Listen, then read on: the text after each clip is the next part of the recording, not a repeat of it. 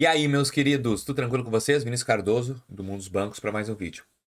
Vais atrasar a fatura do teu Nubank, da fatura do cartão, e não sabe quanto vai pagar de juros, rotativo, parcelamento, enfim.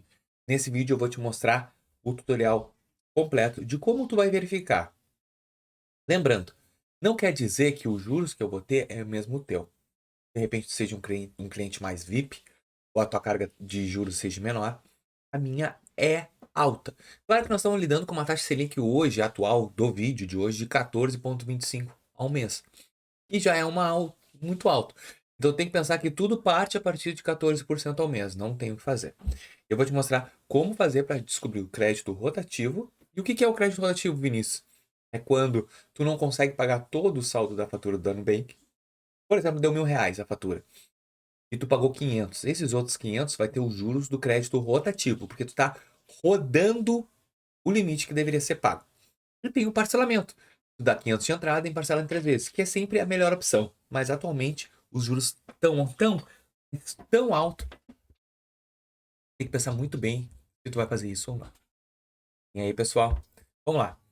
Como tu vai fazer para achar os juros que tu paga? Tu vai clicar no teu perfil ali no teu rosto. Eu botei meu rosto, mas se tiver só tuas iniciais, eu vou botar ali. E agora tu vai na engrenagemzinha. Tem um monitor ali, a engrenagem e um sininho. Tu vai clicar na engrenagem.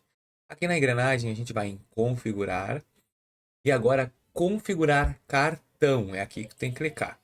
Clicando aqui, tu vai ver informações sobre os seus juros. Aqui tu vai clicar. Juros rotativo, 16% ao mês. Lembrando que quando tu usa o juros rotativo no primeiro mês, por lei, no próximo vai ter um parcelamento automático. Imagina a bola de neve.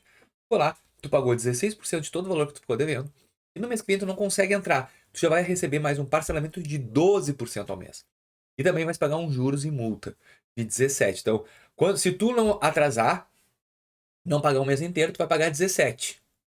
E vai pagar uma multa de atraso de 2%. Então, praticamente vai quase a 20% só do crédito rotativo. Se tu fizer o parcelamento vai ficar em 11,99 ao mês, que é muito alto, tá bom? Espero que vocês tenham entendido e gostado desse vídeo. Se sim, deixa o teu like, se inscreva no canal e até o próximo. Valeu!